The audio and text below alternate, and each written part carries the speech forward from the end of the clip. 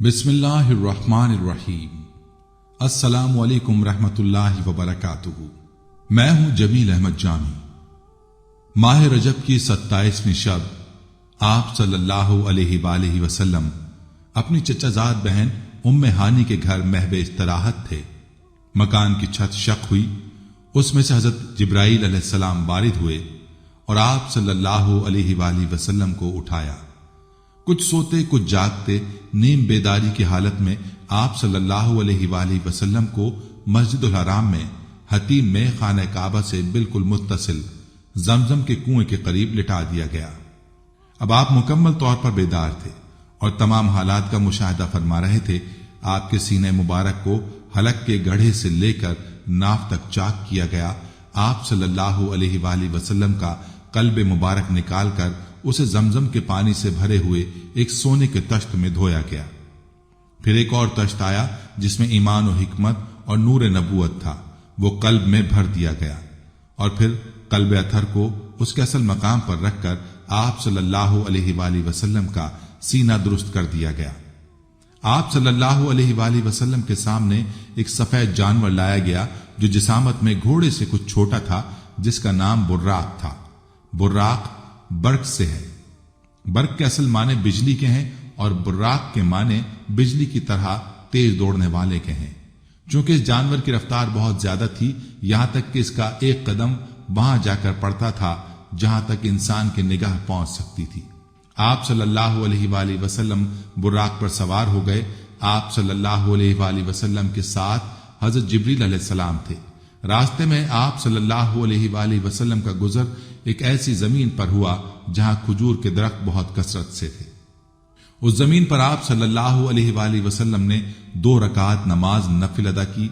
हजरत जिब्रील अलैहिस्सलाम ने बताया कि यह मदीना की जमीन है जहां आप सल्लल्लाहु अलैहि वसल्लम हिजरत करके आएंगे।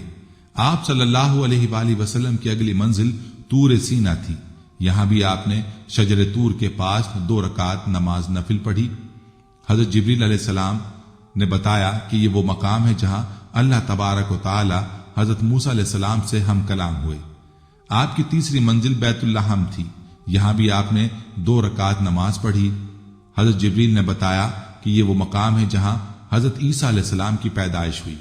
वहां से आप सल्लल्लाहु अलैहि वसल्लम मस्जिद अक्सा बैतुल मक़दस तशरीफ ले गए और वहां आपने अंबिया की इमामत फरमाई। इस तरह आप सल्लल्लाहु अलैहि वसल्लम इमामुल अंबिया के लक़ब से मशहूर हुए। जब आप मस्जिद से बाहर तशरीफ लाए तो शराब और दूध के 2 प्याले खिदमत अक़दस में पेश किए गए। आपने दूध का प्याला उठाया। हजरत जिब्रील अलैहिस्सलाम ने कहा कि आपने फितरत को पसंद फरमाया। शराब से आपकी उम्मत गुमराह हो जाती।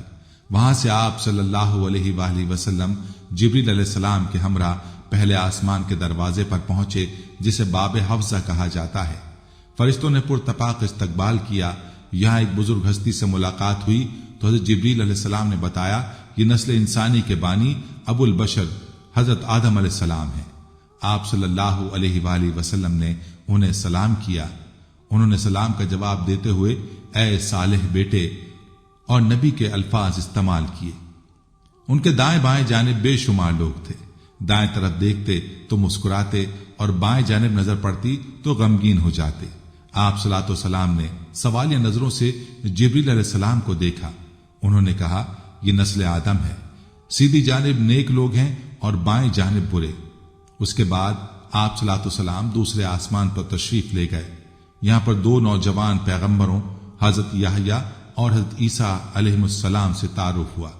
तीसरे आसमान पर जो हस्ती थी ये हजरत यूसुफ अलैहिस्सलाम थे। चौथे आसमान पर हजरत इदरीस अलैहिस्सलाम ने इस्तकबाल किया। 5वें आसमान पर हजरत हारून अलैहिस्सलाम ने इस्तकबाल किया और 6ठे आसमान पर हजरत मूसा कलीमुल्लाह से मुलाकात हुई। 7वें आसमान का जायबात ही कुछ और थे। जमीन पर काबतुल्लाह के ऐन ऊपर बैतुल मामूर फरिश्तों का किबला है। एक वक्त में 70,000 फरिश्ते उसका तवाफ कर रहे थे, फिर दोबारा उनकी बारी नहीं आती थी। उससे टेक लगाए हजरत इब्राहिम अलैहिस्सलाम बैठे थे जो हुजूर सल्लल्लाहु अलैहि वसल्लम के हम शक्ल थे। उन्होंने इब्ने साले और नबी साले के अल्फाज के साथ सलाम का जवाब दिया और फरमाया, आप अपनी उम्मत को मेरा सलाम पहुंचाइए। اور انہیں بتائیے کہ جنت کی مٹی خوشبودار ہے اور اس کا پانی شیریں ہے، وہ وسیع و ہموار ہے، اس کے بیل بوٹے سبحان اللہ والحمد للہ ولا الہ الا اللہ واللہ اکبر ولا حول ولا قوت الا باللہ العلی العظیم ہیں۔ یعنی جو شخص جس قدر یہ الفاظ پڑھے گا اس کے لیے جنت میں پھلدار درخت لگتے چلے جائیں گے۔ ساتویں آسمان سے آپ صلی اللہ علیہ وآلہ وسلم سدرۃ المنتہا پر پہنچے۔ سدرہ ایک بیری کا درخت ہے، اس کی جڑیں ساتویں آسمان میں ہیں اور یہ بہت بلند ہے۔ اس کے پتے ہاتھی کے کان کے برابر ہیں اور پھل مٹکوں کی طرح۔ فرشتے جگنوؤں کی مانند ان پتوں پر تھے۔ وہ حالت قیام میں سبحان اللہ کا ورد کر رہے تھے۔ یہی انہوں نے معزز مہمان اور آخری نبی صلی اللہ علیہ وآلہ وسلم کا دیدار کیا۔ سدرۃ المنتہا عالم خلق اور رب السماوات والارض کے درمیان حد فاصل ہے۔ یہاں تمام مخلوقات کا علم ختم ہو جاتا ہے۔ یہ وہ جگہ ہے جہاں زمین سے اوپر جانے والی اور اوپر سے اترنے والی اشیاء رک جاتی ہیں۔ اس سے آگے عالم الغیب ہے، جس کا علم نہ کسی مقرب فرشتے کو ہے اور نہ کسی رسول کو ہے۔ اسی مقام پر جنت المآوہ ہے، جس کا ذکر سورہ نجم میں ہے۔ رسول اللہ صلی اللہ علیہ وآلہ وسلم جنت میں داخل ہوئے۔ اس میں وہ تمام نعمتیں ہیں جسے کسی آنکھ نے نہ دیکھا نہ کان نے سنا۔ مشاہدہ جنت کے بعد حضرت جبریل علیہ السلام سدرہ سے کچھ آگے ایک مقام پر رک گئے اور عرض کیا، اگر اس مقام سے بال برابر بھی آگے بڑھوں تو جل کر خاک ہو جاؤں گا۔ بیت المعمور سے آپ صلی اللہ علیہ وآلہ وسلم کو مقام مستوی تک عروج ہوا۔ حضرت جبریل علیہ السلام نے عرض کیا کہ اب آپ کا اور آپ کے رب کا معاملہ ہے۔ حضرت ابن عمر رضی اللہ عنہ نے ابن عباس سے پوچھا، کیا رسول اللہ صلی اللہ علیہ وآلہ وسلم نے اپنے رب کو دیکھا تھا؟ تو کہا ہاں، اور زیادہ مشہور ان سے یہ ہے کہ اپنے رب کو اپنی آنکھ سے دیکھا۔ ان سے یہ بات کئی طرح سے روایت کی گئی ہے۔ کہا اللہ تعالیٰ نے موسیٰ کو کلام کے ساتھ، ابراہیم علیہ السلام کو خلق کے ساتھ اور محمد صلی اللہ علیہ وآلہ وسلم کو دیدار کے ساتھ خاص کیا ہے۔ بارگاہ الہی میں سلام عرض کرنے کے لیے یہ الفاظ القا ہوئے، التحیات للہ والصلوات والطیبات۔ تمام قولی، بدنی اور مالی عبادتیں اللہ کے لیے ہیں۔ اللہ تعالیٰ کا جواب آیا، السلام علیکہ ایہا النبی ورحمۃ اللہ وبرکاتہ۔ سلام ہو آپ صلی اللہ علیہ وسلم پر اے نبی، اور اللہ کی رحمت اور اس کی برکتیں۔ حضور صلی اللہ علیہ وآلہ وسلم نے دوبارہ عرض کیا، السلام علینا وعلی عباد اللہ الصالحین۔ سلام ہو ہم پر اور اللہ تعالیٰ کے تمام نیک بندوں پر۔ اس پر حضرت جبرائیل علیہ السلام اور ملائکہ میں سے ہر ایک کی آواز سنائی دی، اشہد اللہ الہ الا اللہ واشہد ان محمدا عبدہ ورسولہ۔ میں گواہی دیتا ہوں کہ اللہ کے سوا کوئی معبود نہیں، اور میں گواہی دیتا ہوں کہ محمد صلی اللہ علیہ وآلہ وسلم اللہ کے بندے اور اس کے رسول ہیں۔ اس ملاقات میں اللہ تعالیٰ نے آپ صلی اللہ علیہ وآلہ وسلم کو 3 ایسی چیزیں عطا فرمائیں جو آپ صلاۃ والسلام سے پہلے کسی نبی کو نہیں دیں۔ نمبر 1، معراج کا تحفہ 5 فرض نمازوں کی صورت میں دیا گیا۔ نمبر 2، سورہ بقرہ کی آخری 3 آیات براہ راست حق کے شانہ سے عطا ہوئیں۔ نمبر 3، آپ صلاۃ والسلام کی امت کو گناہوں کی سزا یا بغیر سزا کے بخشنے کے بعد جنت میں داخلے کی خوشخبری سنائی گئی، بشرط یہ کہ وہ اللہ تعالیٰ کے ساتھ کسی کو شریک نہ ٹھہرائیں۔ یہ وہ تحائف ہیں جو جنت کے خزانوں میں حضور صلی اللہ علیہ وآلہ وسلم کے توسط سے ان کی امت کو عطا ہوئے۔ چھٹے آسمان پر تشریف لائے تو حضرت موسیٰ علیہ السلام نے پوچھا، معراج کا کیا تحفہ لائے ہو؟ فرمایا 50 نمازیں۔ حضرت موسیٰ علیہ السلام نے کہا، مجھے اپنی امت کا تجربہ ہے، اس کی پابندی آپ صلی اللہ علیہ وآلہ وسلم کی امت سے بھی نہ ہو سکے گی۔ تخفیف کی درخواست پر کم ہوتے ہوتے 5 نمازیں فرض رہ گئیں۔ حضرت موسیٰ علیہ السلام نے مزید کمی کا مشورہ دیا۔ آپ صلی اللہ علیہ وآلہ وسلم نے فرمایا، مجھے بار بار اپنے رب سے عرض کرتے ہوئے حیا آتی ہے۔ اتنے میں ندا آئی، 5 نمازیں نافذ کر دی گئیں، لیکن اس کا ثواب 50 کے برابر ہوگا۔ اور یہ بھی ارشاد ہوا کہ جس نے نیکی کا ارادہ کیا اور عمل نہیں کیا، اس کے لیے 1 نیکی لکھی جائے گی، اگر عمل کر لیا تو 10 نیکیوں کا ثواب ملے گا، جس نے برائی کا ارادہ کیا اور عمل نہیں کیا تو نامۂ اعمال میں کچھ نہیں لکھا جائے گا، عمل کرے تو 1 گناہ لکھا جائے گا۔ سدرۃ المنتہا پر آپ صلی اللہ علیہ وآلہ وسلم نے حضرت جبرائیل علیہ السلام کو ان کی اصلی صورت میں دیکھا۔ ان کے 600 پر تھے، ان کے پروں سے مختلف رنگوں کے موتی یاقوت جھڑ رہے تھے۔ ان کے پروں کا درمیانی فاصلہ اتنا ہے جس سے زمین اور آسمان کا خلا پر ہو جائے۔ اس سفر میں واقعات، حقائق، شرف ہم کلامی اور دیدار الہی سے مشرف ہونے کے بعد آپ صلی اللہ علیہ وآلہ وسلم نماز فجر سے پہلے دوبارہ مکہ مکرمہ حضرت ام ہانی رضی اللہ عنہا کے گھر پر تشریف لے آئے۔ سفر معراج میں آپ صلی اللہ علیہ وآلہ وسلم نے عجائب قدرت کا مشاہدہ کیا۔ آپ صلی اللہ علیہ وآلہ وسلم کو نیک اعمال کی جزا اور برے اعمال کی سزا کو مثالی شکل میں دکھایا گیا اور ان کے تفصیلی مشاہدے کا موقع دیا گیا۔ ان میں سے کچھ واقعات آسمان پر جانے سے پہلے کے ہیں اور بعض واقعات بعد کے ہیں، اور بعض واقعات کے سلسلے میں اختلاف ہے۔ ان کی تفصیلات کتب حدیث میں موجود ہیں۔ ناظرین، معراج کا یہ واقعہ کیوں پیش آیا؟ اس واقعے کے ذریعے اللہ تعالیٰ نبی کریم صلی اللہ علیہ وآلہ وسلم کی ذات اقدس پر اور امت مسلمہ پر کن حقائق کو منکشف کرنا چاہتے تھے، اور اس واقعے کے اندر امت مسلمہ کے لیے کیا پیغام ہے۔ واقعہ معراج کا سب سے اولین مقصد نبی کریم صلی اللہ علیہ وآلہ وسلم کا اعزاز و اکرام اور آپ نے دین اسلام کی تبلیغ کے لیے جو تکالیف برداشت کی تھی اس میں مزید ثابت قدمی اور ہمت اور برداشت کی تلقین تھی۔ اس لیے کہ واقعہ معراج جن حالات میں پیش آیا وہ حالات کم و بیش اس طرح تھے کہ نبی کریم صلی اللہ علیہ وآلہ وسلم 10-11 سال سے مکہ کی سنگ لاخ زمین پر بت پرستی اور جہالت کی انتہائی متعصب ماحول میں دین کی تبلیغ فرما رہے تھے۔ اس تبلیغ کے جواب میں بہت کم لوگ مسلمان ہوئے، اور ان میں بھی بیشتر بڑے بڑے سردار نہیں بلکہ عام طبقے کے لوگ تھے۔ ان 10 سالوں میں آپ اپنے رب ذوالجلال کے جس پیغام کو پہنچا رہے تھے اسی کی پاداش میں آپ کو اور آپ کے ساتھیوں کو ہر طرح کی تکالیف سہنا پڑی۔ باطل نے اپنے ترکش کا ہر تیر استعمال کیا اور آپ صلی اللہ علیہ وآلہ وسلم ہر تیر کو خندہ پیشانی سے سہتے رہے، یہاں تک کہ سن 10 نبوی میں آپ نے طائف کا سفر کیا۔ وہاں بھی آپ نے اسی حق کے پیغام کو پہنچایا۔ وہاں کے لوگوں نے نہ صرف قبول حق سے انکار کیا بلکہ آپ کے قدموں کو لہو لہان کر دیا۔ یہ حالات اس بات کا تقاضا کر رہے تھے کہ جس خدا بزرگ و برتر کے دین کے لیے آپ یہ تکالیف برداشت کر رہے ہیں وہ آپ کو اپنے دربار میں بلائے، آپ کو دیدار الہی سے مشرف کر دے، تاکہ اس کے ذریعے آپ صلی اللہ علیہ وآلہ وسلم کے جذبہ تبلیغ دین کو مزید قوت عطا ہو اور آپ کے جذبہ شوق کو مزید مہمیز کیا جائے۔ اگرچہ آپ صلی اللہ علیہ وآلہ وسلم دین کی دعوت و تبلیغ کا کام حضرت جبریل امین کی وساطت سے وحی الہی کی روشنی میں جاری رکھے ہوئے تھے، لیکن جو مزہ اور لطف براہ راست ہم کلام ہونے اور دیدار کرنے میں ہے وہ قاصد کے توسط سے کہاں۔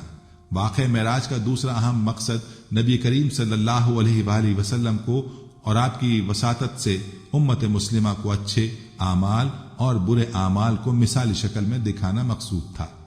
اسی طرح اچھے اور برے اعمال کرنے والوں کی جزا اور سزا، ثواب اور عذاب کا ایک نمونہ اور جھلک دکھانا مقصود تھا، تاکہ اچھے اور برے، حق اور باطل کے درمیان فرق اچھی طرح واضح ہو کر سامنے آ جائے۔ واقعہ معراج کا تیسرا اور اہم مقصد انسانیت کے مقصد تخلیق یعنی عبادت کے اظہار کا ایک طریقہ تحفے کی شکل میں دینا تھا۔ انسان کی تخلیق کا مقصد عبادت ہے اور عبادت کا سب سے بہتر اور جامع طریقہ نماز ہے۔ یہ طریقہ نبی کریم صلی اللہ علیہ وآلہ وسلم کو معراج میں شب معراج میں عطا کیا گیا۔ شب معراج کے حوالے سے ہی کہا جاتا ہے کہ الصلاۃ معراج المومنین، نماز مومنین کی معراج ہے۔ معراج اسے کہا جاتا ہے جس کے ذریعے بلندی اور عروج کی طرف بڑھا جا سکے۔ نماز کے ذریعے انسان روحانی ترقی کے اعلیٰ درجات پر اور بلند ترین مقامات تک پہنچ سکتا ہے۔ واقعہ معراج میں آپ صلاۃ والسلام کو مسجد حرام، خانہ کعبہ سے مسجد اقصی بیت المقدس لے جانے اور وہاں پر انبیاء کی امامت کے ذریعے یہ بتا دیا گیا کہ بیت المقدس بھی مسلمانوں کے لیے مقدس مقامات میں سے ایک ہے اور اس کا احترام اور تقدیس مسلمانوں کے عقیدے کا حصہ اور اس کی حفاظت اور اس کی بے حرمتی سے بچانا اسلامی غیرت کا تقاضا ہے۔ مسجد اقصی بیت المقدس مسلمانوں کا قبلہ اول ہے۔ हुजूर सल्लल्लाहु अलैहि वआलिहि वसल्लम और सहाबा किराम रिजवानुल्लाहि अलैहिम अजमईन ने पूरी मक्की और मदनी जिंदगी के तकरीबन 1 साल 6 माह तक बैतुल मक़दस की तरफ रुख करके नमाज अदा की। इन तमाम हक़ाइक़ की रोशनी में मस्जिद अक़सा पर यहूदियों का कब्जा गासिबाना और जालिमाना है, लिहाजा मुसलमानों को अपने क़िबला अव्वल को यहूदियों से आज़ाद कराने की हर जिद्दोजहद में हिस्सा लेना चाहिए और इंशाअल्लाह एक वक्त आएगा कि मुसलमान इसमें कामयाब होंगे। नाज़रीन, अल्लाह रब्बुल इज़्ज़त का उमूमी ज़ाब्ता निज़ाम और कानून यह है कि जब किसी बंदे से इम्तहान लेते हैं तो वो कामयाब होता है तो अल्लाह रब्बुल इज़्ज़त उस इम्तहान की कामयाबी पे दुनिया व आखिरत के इनामात से नवाजते हैं। गुज़िश्ता अंबिया अलैहिस्सलाम से अल्लाह ताला ने इम्तहानात लिए और वो तमाम के तमाम कामयाब भी हुए, लेकिन सबसे बड़े इम्तहानात हमारे नबी सल्लल्लाहु अलैहि वसल्लम से लिए हैं। हुजूर अकरम सल्लल्लाहु अलैहि वसल्लम ने ऐलान नबुव्वत के बाद मक्का मुकर्रमा की 13 साला जिंदगी में इम्तहानात और कुर्बानियों की इंतहा कर दी। सबसे पहले जो हुजूर सल्लल्लाहु अलैहि वसल्लम ने ऐलान नबुव्वत फरमाया तो आप सल्लल्लाहु अलैहि वसल्लम के चचा अबू लहब ने मुखालफत की। सिर्फ मुखालफत ही नहीं की बल्कि बददुआइया कलिमात कहे। उसने कहा, अयाज बिल्लाह, ऐ मोहम्मद तेरे हाथ टूट जाएं, क्या तूने इसलिए जमा किया था? इसका जवाब अल्लाह रब्बुल इज़्ज़त ने दिया, अबू लहब तू बर्बाद हो, तूने मेरे लाडले मोहम्मद को ये बद्दुआ क्यों दी है? ये बहुत बड़ा हमला है जो उसने किया, यानी नबी करीम सल्लल्लाहु अलैहि वसल्लम की मुखालफत। देखिए, सबसे पहली दावत में हुजूर सल्लल्लाहु अलैहि वसल्लम का चचा मुकाबले में खड़ा हुआ था और इधर नबी करीम सल्लल्लाहु अलैहि वसल्लम मक्का मुकर्रमा की गलियों में जाते हैं तो आप सल्लल्लाहु अलैहि वसल्लम की चच्ची उम्मे जमील आप सल्लल्लाहु अलैहि वसल्लम के रास्ते में कांटे बिछाती हैं। हुजूर सल्लल्लाहु अलैहि वसल्लम दीन की दावत के लिए निकलते हैं तो नबी करीम सल्लल्लाहु अलैहि वसल्लम का सगा चचा अबू जहल आप सल्लल्लाहु अलैहि वसल्लम की मुखालफत करता है। आदमी गैरों से लड़ाई लड़ लेता है लेकिन अपनों से लड़ाई नहीं लड़ता। हमारे यहां उमन एक जुमला लोग अपनी जबान से कह देते हैं कि तेरी जगह कोई और होता तो देखता। बात कैसे करता है? मुझे तेरी उम्र तेरे रिश्ते की हया है। आप सल्लल्लाहु अलैहि वसल्लम आम आदमी के खिलाफ हाथ और जबान इस्तेमाल नहीं करते थे और जब मद्दे मुकाबिल चचा और चची हो तो फिर आप खुद अंदाजा फरमाएं हुजूर सल्लल्लाहु अलैहि वसल्लम के दिल पर क्या गुजरती होगी कि अपने घर के लोग मुखालफत कर रहे हैं। फिर हुजूर सल्लल्लाहु अलैहि वसल्लम पर वो दौर भी आया कि हुजूर सल्लल्लाहु अलैहि वसल्लम के सगे चचा अबू लहब ने नबुव्वत की दोनों बेटियों रुकैया और उम्मे कुलसूम रजी अल्लाह अन्हुमा को अतबा और उतैबा से तलाक दिलवाई है। कितना बड़ा इम्तहान होगा। फिर हुजूर सल्लल्लाहु अलैहि वसल्लम को 3 साल के लिए शेब अबी तालिब की उस घाटी में बंद किया गया जहां ना किसी का आना और ना उनका बाहर जाना, खाना पीना भी खत्म, ताल्लुकात भी खत्म, सोशल बाइकॉट। हाशिम और मक्का वालों ने यह मामूली बात नहीं, 1-2 दिन खानदान बाइकॉट करे तो दिमाग ठिकाने आ जाता है। नबुव्वत के 3 साल तक बाइकॉट में गुजरे। आज भी मक्का मुकर्रमा जाएं और वहां की गर्मी को देखें तो इंसान को अंदाजा होता है कि किन मुश्किलात में हुजूर सल्लल्लाहु अलैहि वसल्लम ने वहां 3 साल काटे होंगे। फिर उसके बाद हुजूर सल्लल्लाहु अलैहि वसल्लम को निहायत गमखार बीवी उम्मत की मां उम्मुल मोमिनीन हजरत खदीजा रजी अल्लाह अन्हा का दुनिया से चले जाना ये नबुव्वत के लिए छोटा सानेहा नहीं, इसलिए कि हजरत खदीजा रजी अल्लाह अन्हा एक तरफ और पूरी उम्मत के दुख एक तरफ।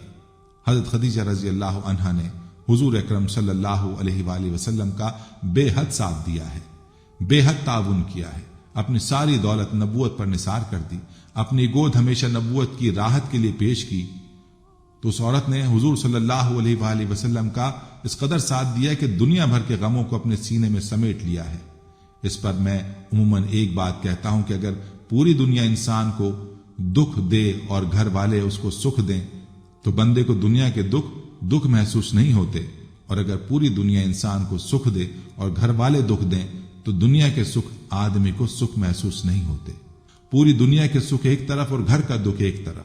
दुनिया में किसी बंदे ने तहरीकी काम करना हो तो उसे सबसे बड़ा जो सहारा चाहिए वो उसकी बीवी और उसके घर वाले होते हैं। रसूल करीम सल्लल्लाहु अलैहि वसल्लम को अम्मा खदीजा रजी अल्लाह अन्हा की शक्ल में बहुत बड़ा सहारा अल्लाह ताला ने अता फरमाया था। एक वक्त आया कि अम्मी खदीजा का भी इंतकाल हो गया तो आप सल्लल्लाहु अलैहि वसल्लम ने उस साल को आमुल हुज़्न यानी गम का साल करार फरमाया। हज़रत खदीजा रजी अल्लाह अन्हा से हुजूर सल्लल्लाहु अलैहि वसल्लम को कितना प्यार था और कितनी मोहब्बत थी, आप इसका अंदाजा دو باتوں سے لگا سکتے ہیں۔ حضور مدینہ منورہ میں اتنی کثرت سے اماں خدیجہ کو یاد کرتے، کبھی امی عائشہ پوچھ لیتی کہ حضور میرے اندر کوئی کمی ہے؟ حضرت خدیجہ میں کون سی خوبی تھی جو میرے اندر موجود نہیں؟ حضور صلی اللہ علیہ وسلم نے فرمایا، اے عائشہ تمہیں کیا کہوں، خدیجہ تو خدیجہ تھی۔ یہ جملہ آدمی اس وقت کہتا ہے جب کسی کی خوبیاں بیان کرنے کے لیے الفاظ نہ ہو، یا کسی کی خوبیاں بہت زیادہ ہوں، اس وقت یہ جملہ کہتے ہیں کہ فلاں کا کیا کہنا، فلاں تو فلاں ہے۔ تو اس لیے حضور صلی اللہ علیہ وسلم نے فرمایا خدیجہ تو خدیجہ تھی۔ حضور کا مبارک معمول تھا جب بھی گھر میں گوشت آتا تو امی خدیجہ کی سہیلیوں کے گھر بطور ہدیہ بھیجا کرتے۔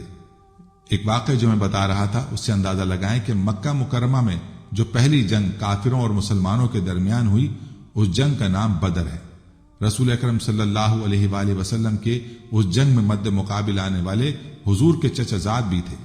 ان میں ایک رشتہ دار حضرت زینب، آپ کی بیٹی کے شوہر ابو العاص جو آپ کے داماد تھے، اگر کسی کے مقابلے میں اس کا داماد کھڑا ہو تو سسر ہی بتا سکتا ہے کہ اس کے دل پر کیا گزر رہی ہے، لیکن حضور پہ یہ گزری کہ چچا اور چچا زاد اور داماد مقابلے میں، کفر و اسلام کی جنگ ہے، خون دینا بھی ہے خون لینا بھی ہے، کس قدر مشکل دور ہوگا۔ ابو العاص گرفتار ہو گئے، قیدیوں میں شامل ہو گئے، نبی اکرم صلی اللہ علیہ وآلہ وسلم کی خدمت میں لائے گئے تو حضور نے مشاورت کے ساتھ یہ فیصلہ کیا جو تم میں سے فدیہ دے سکتا ہے غالباً 40 درہم مقرر ہوئے، یہ فدیہ دے اور رہا ہو جائے، اور جو فدیہ نہیں دے سکتا وہ صحابہ کے بچوں کو علم سکھائے، اس کے بعد ہی وہ چھوٹ سکتا ہے۔ ابو العاص نے فدیے کے لیے ایک ہار پیش کیا جو حضرت زینب نبی کی بیٹی لخت جگر نے اپنے خاوند کو پیش کیا۔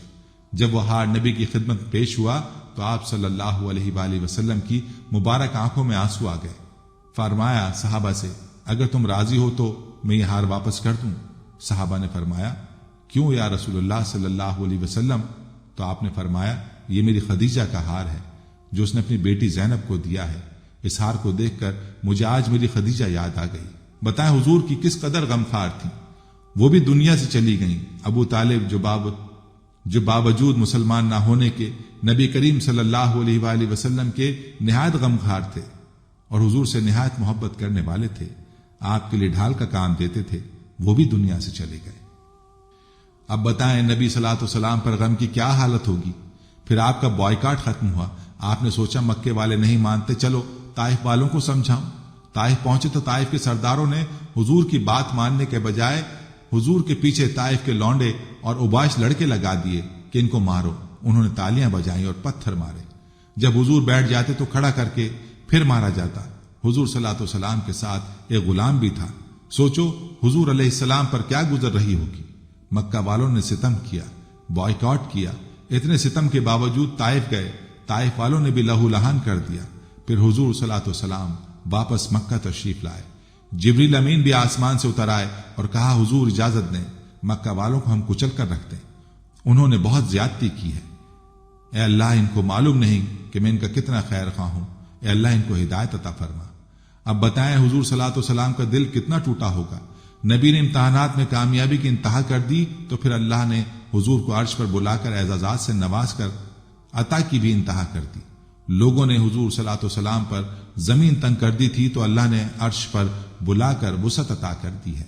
جیسا کہ پہلے میں نے بتایا کہ آپ علیہ السلام حضرت ام ہانی کے گھر سو رہے تھے، جبریل امین علیہ السلام فرشتوں کے ساتھ آئے، دروازے سے آنے کے بجائے چھت پھاڑ کر آئے، آپ کو اٹھایا، حتیم کعبہ لے گئے، وہاں سے زمزم کے کنویں پر تشریف لے گئے، وہاں قلب اطہر کو نکالا اور اس کو زمزم کے پانی سے دھویا اور ایمان و حکمت سے اس کو بھر دیا۔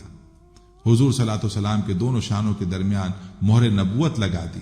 پھر براق پر سوار کرا کر حضور کا سفر شروع ہوا۔ مدینہ منورہ پہلا اسٹاپ تھا اور طور سینہ دوسرا اسٹاپ، بیت اللحم تیسرا اسٹاپ، بیت المقدس چوتھا اسٹاپ۔ یہاں سے نبی کریم آسمان پر تشریف لے گئے۔ آسمان اول، دویم، سوم، چہارم، پنجم، ششم اور ہفتم، 7 آسمان تک پہنچے اور پھر وہاں سے اوپر آپ سدرۃ المنتہا تک گئے، سریر الالقام تک، پھر عرش معلی تک، یہاں سے واپس تشریف لائے۔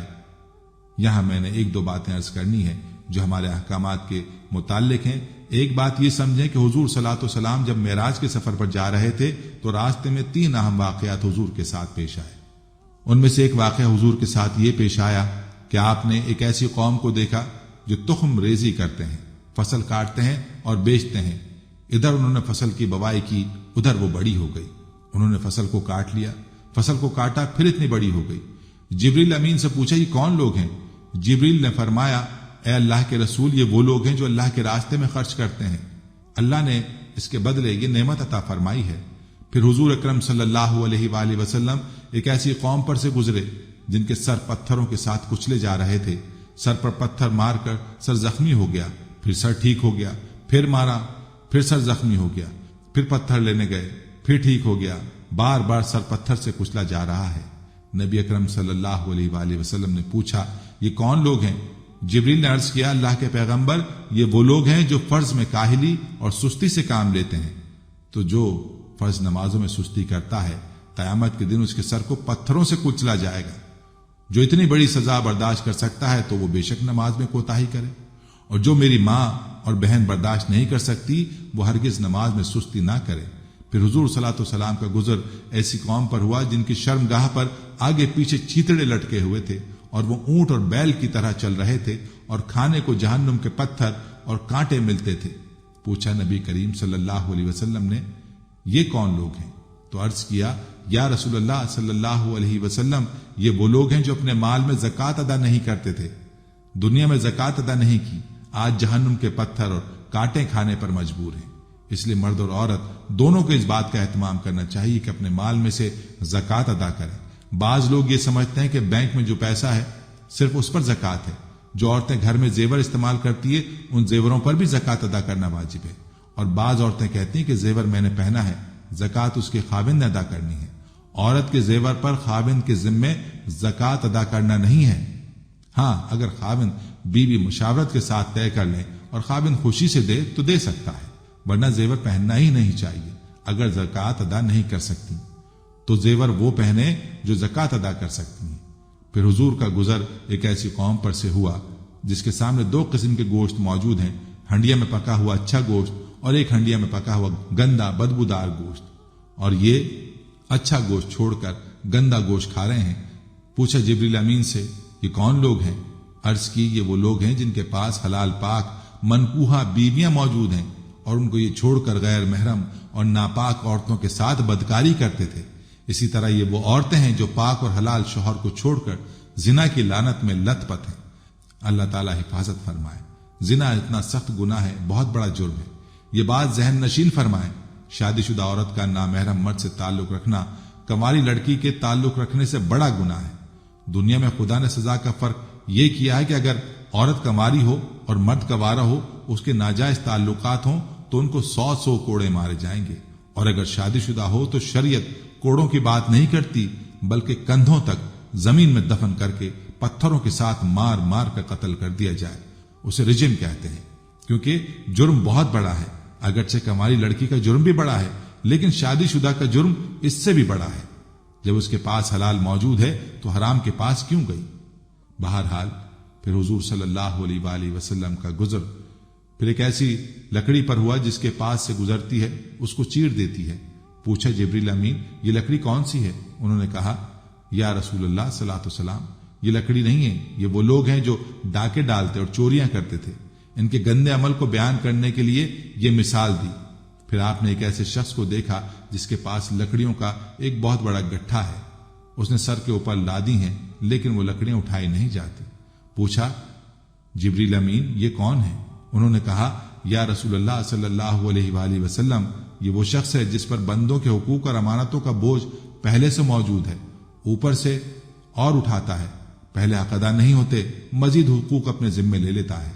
याद रखें, अपने जिम्मे ऐसा हक ना लें जिसे अदा ना कर सके। दूसरों के हुकूक अदा करने की कोशिश करें।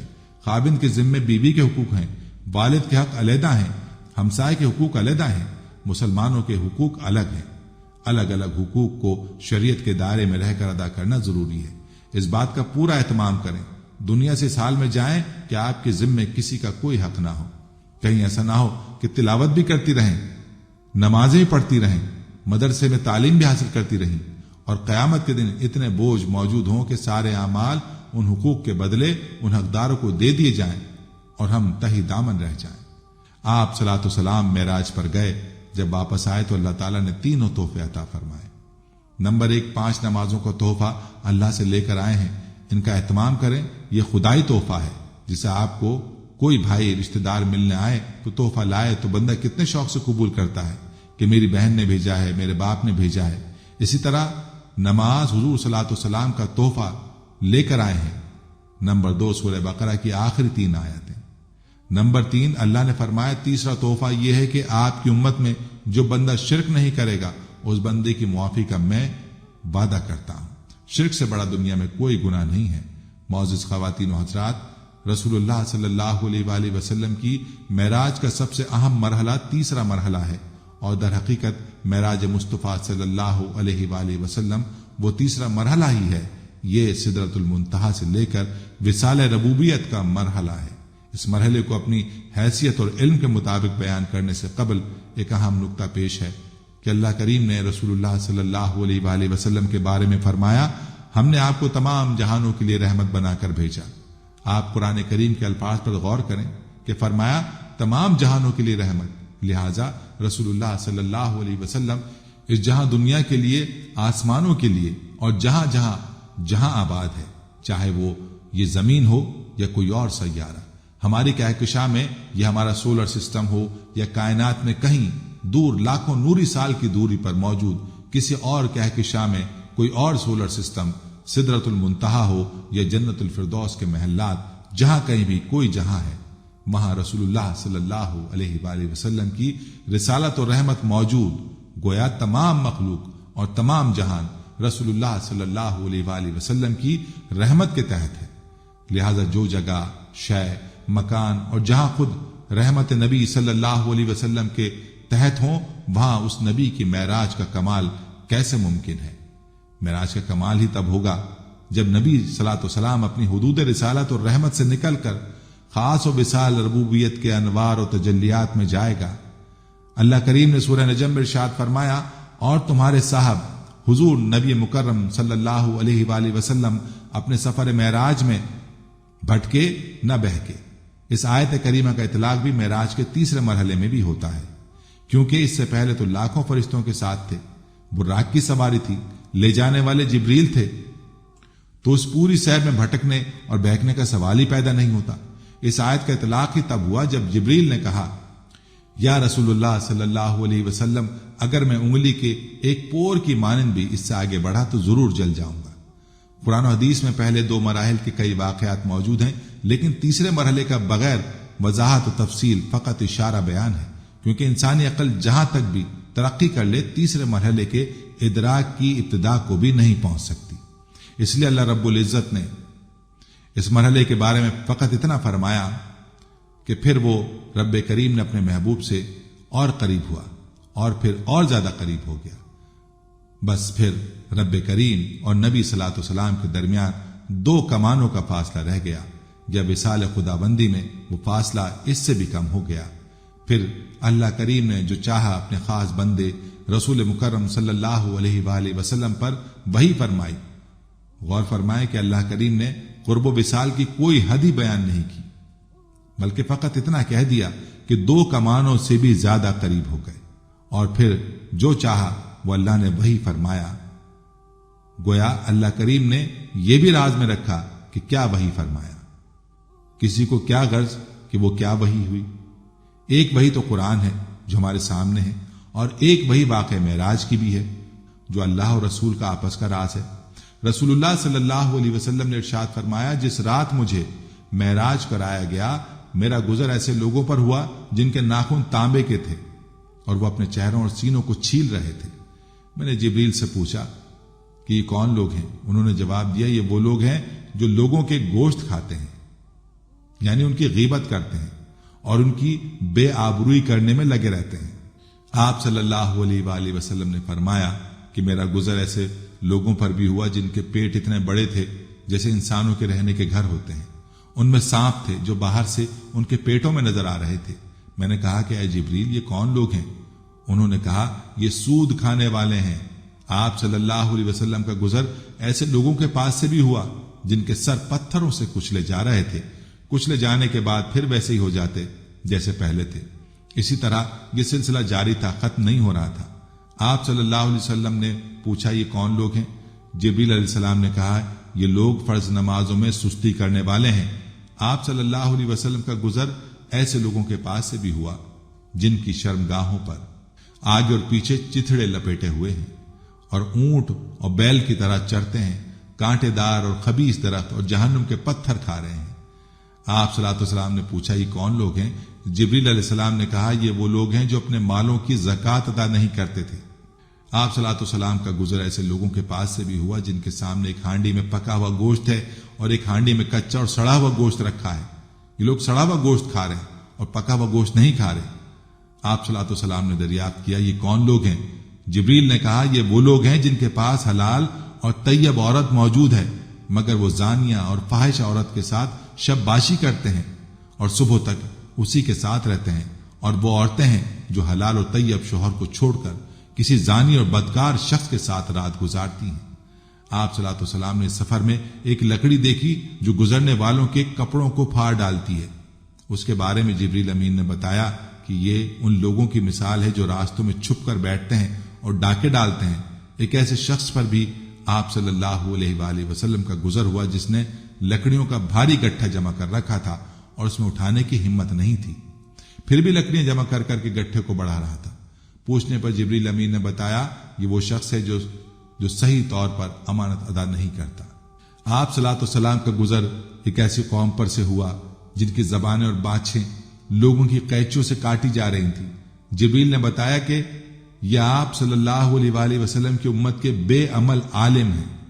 اسی طرح آپ صلی اللہ علیہ وسلم کا گزر خوشبو والی جگہ سے ہوا۔ جبریل نے بتایا یہ جنت ہے، اور بدبو والی جگہ جہنم سے بھی گزر ہوا۔ حضرت ابن عباس رضی اللہ عنہ سے روایت ہے جس میں کہ آپ صلی اللہ علیہ وآلہ وسلم نے دجال اور داروغہ جہنم جس کا نام مالک ہے کو بھی دیکھا ہے۔ روایت میں آتا ہے کہ سفر میں آپ صلی اللہ علیہ وسلم کا گزر ایک بڑھیا پر ہوا۔ اس نے آپ صلی اللہ علیہ وآلہ وسلم کو آواز دی۔ حضرت جبریل علیہ السلام نے آپ صلی اللہ علیہ وسلم سے عرض کیا کہ آگے چلیے۔ پھر آپ صلی اللہ علیہ وسلم کا گزر ایک بوڑھے شخص پر ہوا۔ اس نے بھی آپ کو آواز دی۔ حضرت جبریل نے کہا کہ آگے چلیے۔ اس کے بعد آپ کا گزر ایک جماعت پر ہوا جنہوں نے آپ کو سلام کیا۔ جبریل علیہ السلام نے کہا کہ ان کے سلام کا جواب دیجیے۔ پھر عرض کیا کہ بوڑھی عورت دنیا ہے، بوڑھا مرد شیطان ہے، دونوں کا مقصد آپ کو اپنی طرف مائل کرنا تھا۔ اور جس جماعت نے آپ صلی اللہ علیہ وسلم کو سلام کیا وہ حضرت ابراہیم علیہ السلام، حضرت موسیٰ اور حضرت عیسیٰ علیہ السلام ہیں۔ امام احمد حنبل نے اپنی مسند میں ذکر کیا کہ رسول اللہ صلی اللہ علیہ وسلم کو شب معراج کے موقع پر خوشبو آئی تو آپ صلی اللہ علیہ وسلم نے پوچھا یہ خوشبو کیسی ہے؟ تو جبریل امین نے کہا کہ یہ کنگھی کرنے والی ماشاتا اور اس کی اولاد کی خوشبو ہے۔ پھر اس کا مکمل واقعہ آپ صلی اللہ علیہ وسلم کو سنایا کہ ماشاتا فرعون اور اس کی اولاد کو کنگھا کیا کرتی تھی۔ ایک بار جب فرعون کی بیٹی کو کنگھی کر رہی تھی تو اچانک اس کے ہاتھ سے کنگھی گر گئی تو اس نے کہا بسم اللہ۔ فرعون کی بیٹی نے دریافت کیا میرے باپ کے بارے میں کہہ رہی ہے؟ اس نے جواب دیا نہیں، بلکہ جو میرا اور تیرے باپ کا رب ہے، یعنی اللہ رب العزت۔ فرعون کی بیٹی نے معاملہ اپنے باپ کے دربار تک پہنچا دیا۔ فرعون نے ماشاتا سے پوچھا کہ کیا تو میرے علاوہ کسی کو رب مانتی ہے؟ اس عورت نے بڑی دلیری سے جواب دیا ہاں، جو میرا اور تیرا رب ہے۔ چنانچہ فرعون نے طیش میں آ کر ایک تانبے کے بڑے برتن میں پانی گرم کرایا اور حکم دیا کہ اس ماشاتا اور اس کے اولاد کو اس کھولتے ہوئے پانی میں پھینک دیا جائے۔ پھر فرعون نے ماشاتا سے پوچھا تیری کوئی خواہش ہے تو بتا۔ اس نے کہا ہاں، میری اور میری اولاد کی ہڈیاں اکٹھی کر کے ایک جگہ دفنا دینا۔ چنانچہ اس کی اولاد کو ایک ایک کر کے ابلتے ہوئے پانی میں ڈال دیا گیا۔ جب اس کے شیر خوار بچے کی باری آئی تو خاتون کی ممتا نے جوش مارا اور وہ ذرا پیچھے ہٹی تو شیر خوار بچے نے کہا اماں جان، بے خوف و خطر اس میں کود جا، آخرت کا عذاب دنیا کے عذاب سے زیادہ سخت ہے۔ چنانچہ وہ ماشاتا اس کھولتے ہوئے پانی میں کود گئی۔ اسی طرح آپ صلی اللہ علیہ وسلم نے چند اہل جنت کے حوال بھی مشاہدہ فرمائے۔ چنانچہ آپ کا گزر ایک ایسی قوم پر سے ہوا جو ایک ہی دن میں بیج بوتی اور فصل کاشت کر رہی تھی۔ ان کے بارے میں جبریل علیہ السلام نے بتایا کہ آپ صلی اللہ علیہ وآلہ وسلم کی امت کے مجاہدین ہیں، ان کی ایک نیکی 700 نیکیوں سے بھی زیادہ ہو جاتی ہے، اور یہ جو کچھ خرچ کرتے ہیں اللہ تعالیٰ ان کو اس کا نعم البدل عطا فرماتا ہے۔ اسی طرح بعض صحابہ کرام کے محلات بھی آپ صلی اللہ علیہ وآلہ وسلم نے اس سفر میں دیکھی۔ نبی صلاۃ والسلام بیت المقدس پہنچے، جہاں پہلے سے انبیاء کرام علیہ السلام اور ملائکہ آپ کے انتظار میں تھے۔ حضرت جبریل علیہ السلام نے آپ کا ہاتھ پکڑا اور مصلی امامت پر کھڑا کر دیا۔ آپ صلاۃ والسلام نے ان سب کو 2 رکعت نماز پڑھائی۔ سارے انبیاء کرام علیہ السلام امام الانبیاء سے مشرف ہوئے۔ پھر بعض انبیاء کرام علیہ السلام کی اربع سے اللہ کی حمد سنی، اور آخر میں خود آپ صلاۃ والسلام نے اللہ کی حمد و ثنا بیان کی۔ امام زرقانی نے اس واقعے کو مفصل ذکر کیا ہے۔ اس کے بعد جب آپ مسجد سے باہر تشریف لائے تو آپ کے سامنے پانی، شراب اور دودھ کا ایک ایک پیالہ پیش کیا گیا۔ آپ نے دودھ کا پیالہ لیا، جس پر جبریل امین نے کہا کہ آپ نے دین فطرت کو لیا ہے۔ اگر آپ شراب کا پیالہ پی لیتے تو آپ کی امت گمراہ ہو جاتی، اور اگر پانی کا پیالہ پیتے تو آپ کی امت غرق ہو جاتی۔ پھر بیت المقدس سے عرش معلی تک کا سفر شروع ہوا۔ چنانچہ بالترتیب پہلے تا 7ویں آسمان پر آپ صلاۃ والسلام نے حضرت آدم علیہ السلام، حضرت عیسیٰ، حضرت یوسف، حضرت ادریس، حضرت ہارون، حضرت موسیٰ اور حضرت ابراہیم علیہ السلام سے ملاقات فرمائی۔ پہلے آسمان پر ملاقات حضرت آدم علیہ السلام سے ہوئی، ان کا حق پہلے بنتا تھا کیونکہ آپ ابو الانبیاء ہیں۔ پھر حضرت عیسیٰ علیہ السلام سے ہوئی۔ پھر حضرت عیسیٰ علیہ السلام وہ نبی ہیں جنہیں اللہ تعالیٰ نے زندہ آسمانوں پر اٹھا لیا، پھر دوبارہ اللہ تعالیٰ نے اتارنا ہے۔ اس کے بعد حضرت یوسف سے ملاقات کرائی، حضور صلی اللہ علیہ وسلم کو یہ بتانے کے لیے جیسے آپ صلی اللہ علیہ وسلم نے مکہ میں اپنوں سے سختیاں جھیلی ہیں، یوسف کے ساتھ بھی اپنوں نے یہ حشر کیا تھا، لیکن ایک وقت آیا تھا کہ یہ فاتح بنے تھے، انہوں نے اپنوں کو معاف کیا تھا۔ حضور ایک وقت آنا ہے کہ آپ صلی اللہ علیہ وسلم بھی فاتح بننا ہے، تو یوسف کی طرح آپ صلی اللہ علیہ وسلم نے بھی معاف کر دینا ہے۔ پھر حضرت ادریس علیہ السلام سے ملاقات ہوئی۔ حضور صلی اللہ علیہ وسلم نے مکہ سے مدینہ جانا تھا اور بادشاہوں کو خطوط لکھنے تھے، تو فرمایا ادریس سے ملیں، انہوں نے خطوط ایجاد کیے ہیں۔ پھر حضرت ہارون سے ملاقات ہوئی۔ حضرت موسیٰ جب تورات لینے کے لیے کوہ طور پر گئے تھے تو پیچھے حضرت ہارون تھے، ان کی قوم نے بچڑے کی پوجا کی ہے تو انہیں قتل کر دیا گیا۔ حضرت ہارون کے دور میں شرک ہوا تو ان کی قوم قتل ہوئی۔ اے نبی صلی اللہ علیہ وآلہ وسلم، اگر آپ کی قوم شرک کرے گی تو ان کو میدان بدر میں قتل کیا جائے گا۔ پھر حضرت موسیٰ علیہ السلام سے ملاقات کرائی۔ حضور صلی اللہ علیہ وسلم اوپر گئے، اوپر سدرۃ المنتہا ہے، سدرہ بیری کا نام ہے، اور منتہا کہتے ہیں اختتام کو۔ یہ وہ جگہ ہے جہاں نیچے والے اعمال پہنچتے ہیں تو اوپر والے فرشتے یہاں سے اوپر لے جاتے ہیں، اور اوپر والے احکام وہاں سے آتے ہیں تو نیچے والے فرشتے وہاں سے نیچے لاتے ہیں۔ اس کے بعد آپ صلی اللہ علیہ وسلم مزید اوپر سریح الاقلام تک پہنچے۔ سریف الاقلام جہاں تقدیر لکھنے والے قلموں کی آواز آ رہی تھی، اس کے بعد آپ صلی اللہ علیہ وسلم کے لیے ایک اور سواری رف آئی، وہاں سے اوپر گئے۔ اب مکان ختم ہو گیا اور لا مکان آ گیا ہے۔ میرے نبی صلی اللہ علیہ وآلہ وسلم عرش معلی تک پہنچے ہیں۔ اسی موقع پر 5 نمازوں کی فرضیت کا بھی حکم ہوا ہے۔ پہلے تو 50 نمازوں کا حکم تھا۔ بعض روایتوں سے یہ بھی معلوم ہوتا ہے کہ سورہ بقرہ کی آخری چند آیت بھی اسی سفر معراج میں بطور تحفہ آپ صلی اللہ علیہ وسلم کو عنایت کی گئیں۔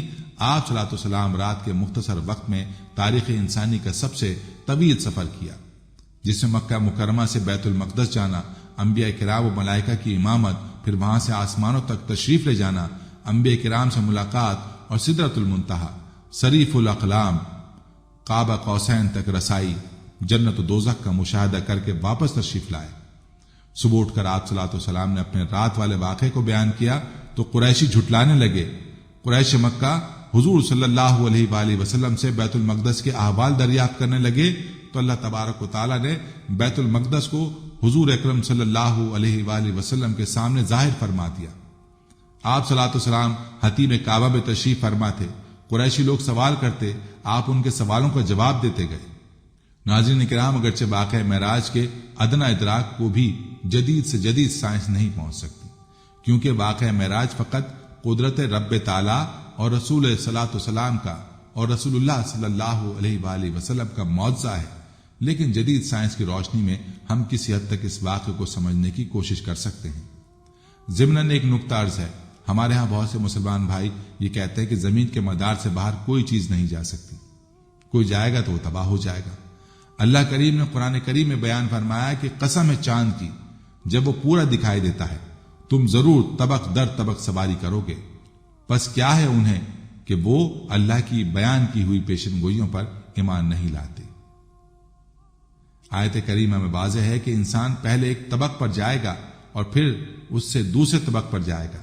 اللہ کریم نے یہ راستہ اور طریقہ بیان فرما دیا ہے، نہ کہ خلائی سفر اور سیاروں کی تسخیر کی حد۔ اب جدید سائنس نہ جانے کتنے طبقات تک سفر کرے، یہ بات مزید تحقیق طلب ہے کہ طبق سے مراد ایک سیارہ ہے یا خلائی اسٹیشن یا پورا ایک سولر سسٹم۔ لہذا انسان کا خلا میں جانا اور دیگر سیاروں کو تسخیر کرنا ناممکن نہیں۔ جدید دور میں انسان نے چاند تک سفر کرنے کے بعد دیگر سیاروں کو تسخیر کرنے کے لیے بھی کمر کس رکھی ہے، لیکن جدید ترین ٹیکنالوجی کے باوجود انسان روشنی کی رفتار 18,06,000 میل یعنی 3,00,000 کلومیٹر فی سیکنڈ کے مطابق سفر نہیں کر سکتا۔ روشنی کی رفتار کو حاصل کرنے میں کئی رکاوٹیں ہیں۔ 1905 میں جدید دنیا کے سائنسدان البرٹ آئنسٹائن نے تھیوری آف ریلیٹیوٹی پیش کی۔ اس تھیوری میں آئنسٹائن نے واضح کیا کہ ٹائم اینڈ اسپیس کی تمام مشکلات اس نظریے کے مکمل ادراک کے بغیر سمجھنا ناممکن ہے۔ آئنسٹائن برسوں سوچ بچار اور تحقیق کے بعد اس نقطے پر پہنچا کہ روشنی کی 90% رفتار سے سفر کرنے والے جسم کا حجم نصف رہ جاتا ہے اور اس کے ساتھ وقت کی رفتار بھی نصف رہ جاتی ہے۔ اس کو سادہ مثال سے لیں کہ اگر کوئی شخص کسی ایسے خلائی جہاز میں جو روشنی کی 90% رفتار سے 10 سال سفر کرے تو شخص پر زمین کے مقابلے میں فقط 5 سال گزریں گے۔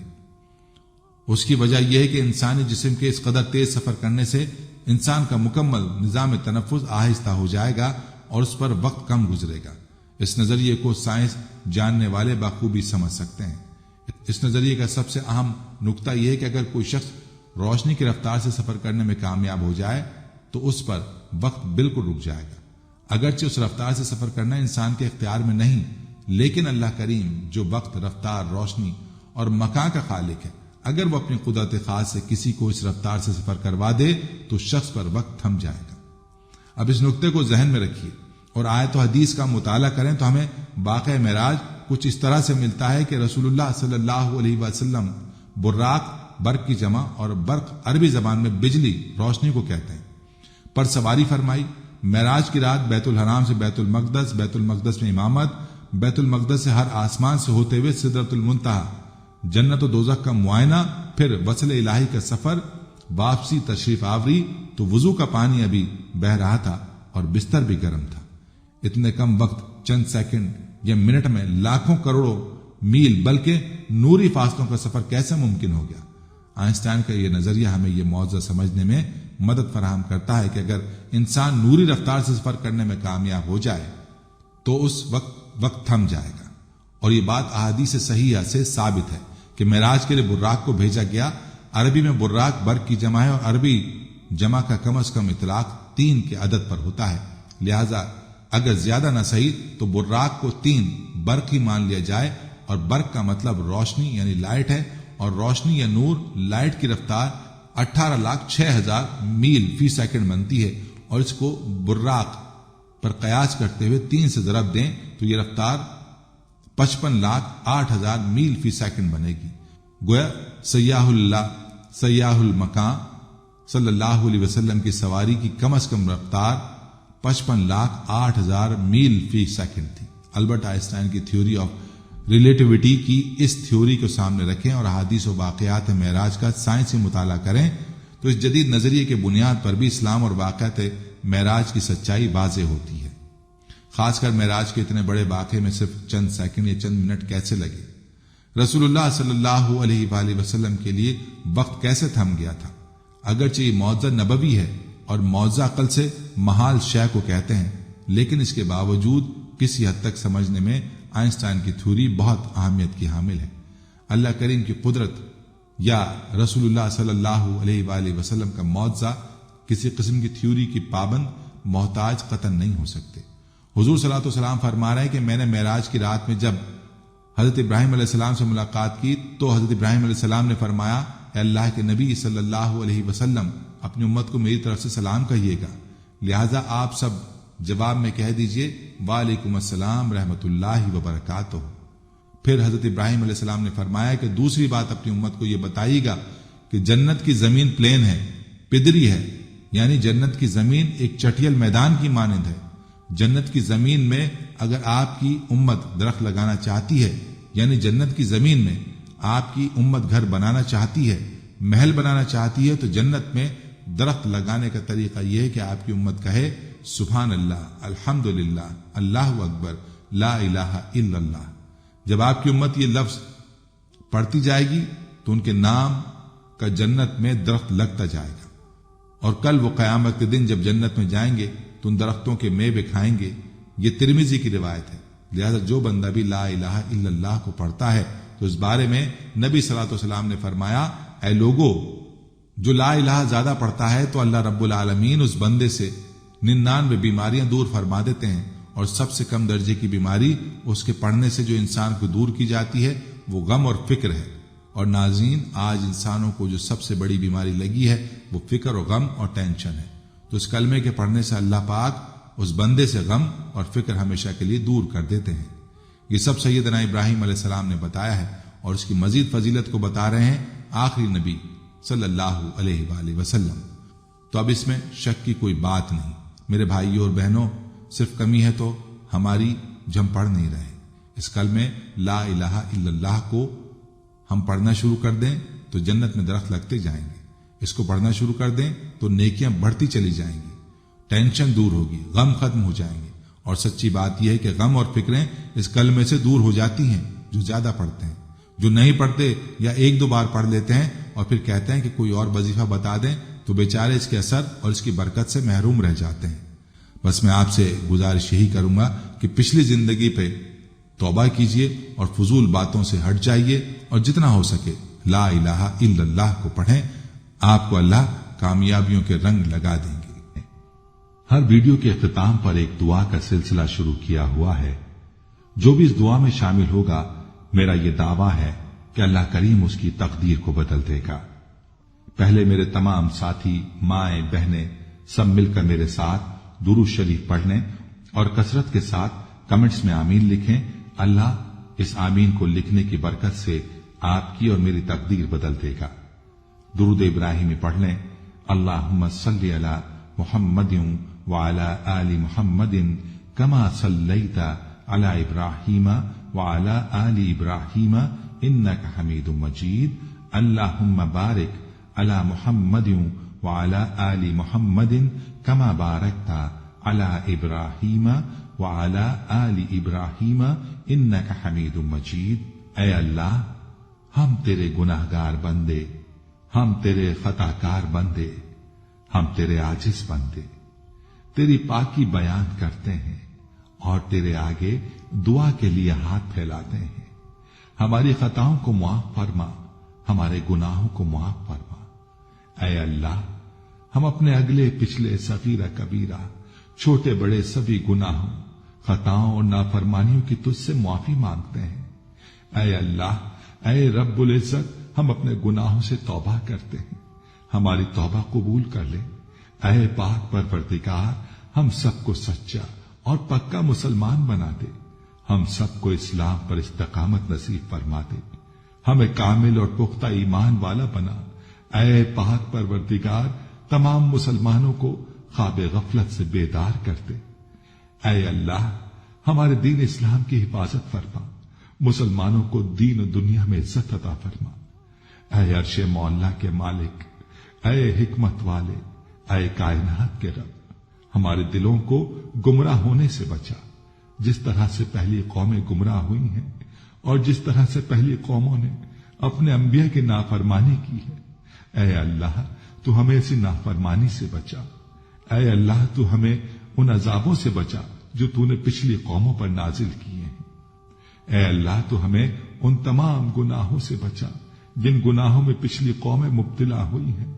اے مولا کریم، تو ہماری حفاظت فرما ہر اس فعل سے جو تیری ناراضگی اور تیرے غضب کا سبب بنا۔ اے اللہ، ہماری زندگی کو اپنی چاہت کے مطابق ڈھال دے، ہمیں صرف اور صرف نیکی کی توفیق عطا فرما، ہم نیکی کی باتوں کو سننے والے بن جائیں اور ان پر عمل کرنے والے بن جائیں، اور نیکی کی باتوں کو پھیلانے کی ہمیں توفیق عطا فرما۔ اے اللہ، یہ دور فتنے کا دور ہے، امت کے اندر ہر طرح کے گناہ پائے جاتے ہیں، تو हमारे हाल पर रहम फरमा और हमें गुनाहों से बचने की तौफीक अता फरमा। ऐ अल्लाह, तू करीम है, तू रहीम है, तू रहमान है, तू गफूर रहीम है। तो हमारे गुज़िश्ता गुनाहों को माफ फरमा दे और आइंदा के लिए हमें गुनाहों से बचने की तौफीक अता फरमा। ऐ अल्लाह, हमारे तन मन, हमारे दिल को, दिमाग को, रूह को, जिस्म को पाकीज़ा बना दे। हमारे दिलों पर लगे जंग को, हमारे दिलों पर जमी गंदगी और मैल को अपनी रहमत से धो डाल। ऐ अल्लाह, हमें अपने अजाब और रुसवाई से बचा। ऐ पाक परवरदिगार, तमाम मुसलमानों की अफलास, सुस्ती और गफलत से हिफाजत फरमा। या अल्लाह, इस्लाम का बोल बाला फरमा, इस्लाम का झंडा बुलंद फरमा। ऐ अल्लाह, कुल उम्मत मोहम्मदिया को हशर की रुसवाई से पनाह इनायत फरमा। ऐ अल्लाह, हमसे राजी हो जा, हमें शैतान और नफ्स के शर से बचा। ऐ पाक परवरदिगार, हमारे कदमों को सिरात मुस्तकीम पर कायम रहने वाला बना दे। हम पर अपनी खास रहमत नाजिल फरमा और अपने कहर व गज़ब से बचा ले। ऐ अल्लाह, हमें उन लोगों की सोहबत अता फरमा जो कि तेरे पसंदीदा बंदे हों और हमें तुझसे करीब कर दें, जो तेरी याद दिलाते रहें और हमारे ईमान में इजाफे का सबब बने और हमारी नेकी के सफर की मंजिल जन्नत हो और तेरी रजा का हुसूल हो। ऐ अल्लाह, हमें वो ताकत ना दे जिससे हम दूसरों को कमजोर कर दें, हमें वो दौलत ना दे जिसकी खातिर हम दूसरों को गरीब समझें, हमें वो इल्म ना दे जिसे हम अपने सीने में छुपा कर रखें, हमें वो बुलंदी ना दे कि हमें पस्ती में कुछ नजर ना आए, हमें वो सब कुछ दे जो हम दूसरों में बांट सकें और सबके बराबर हो जाए। ऐ पाक परवरदिगार, कोई काम आसान नहीं मगर तू जिसे आसान कर दे और जब तू चाहता है मुश्किल को आसान कर देता है। या अल्लाह, जितने भी मुसलमान बहन भाई मुश्किल में हैं, उनकी मुश्किलात को आसान फरमा दे। या अल्लाह, हमें कभी भी किसी भी हालात में, मुश्किलों और परेशानियों में, खुशियों में, राहतों में कभी भी अकेला मत छोड़ना। ऐ पाक परवरदिगार, हमारी कोशिश यही है कि हम नेकी की बात को फैलाएं ताकि तमाम इंसान इन गुनाहों से खुद को बचा सकें जिन गुनाहों की वजह से गुज़िश्ता कौमों पर अजाब नाजिल हुए। ऐ मौलाए करीम, नेकी की इन बातों को फैलाने में तू हमारी मदद और नुसरत फरमा और हमें नेकी की बातों को फैलाने की तौफीक अता फरमा। ऐ अल्लाह, नेकी की बातों को फैलाने की हमारी इस कोशिश को कबूल फरमा और हमारी इस काविश को हमारी निजात का जरिया बना। या अल्लाह, हमारी इन तमाम हाजात को, हमारी इन तमाम दुआओं को जो हमारे लबों से अदा हुई या जो हमारे दिलों में है, अपने हुजूर शर्फ कबूलियत अता फरमा। हमें अपने दर से खाली हाथ ना लौटाना, हमारी झोली को भर देना। ऐ तमाम जहानों के मालिक, दुनिया से रुखसत होते वक्त हमारी जुबान पर कलमा तय्यबा जारी फरमाना और कयामत के दिन हमें अपने अर्श के साए में जगह अता फरमाना। आमीन, आमीन, आमीन या रब्बुल आलमीन।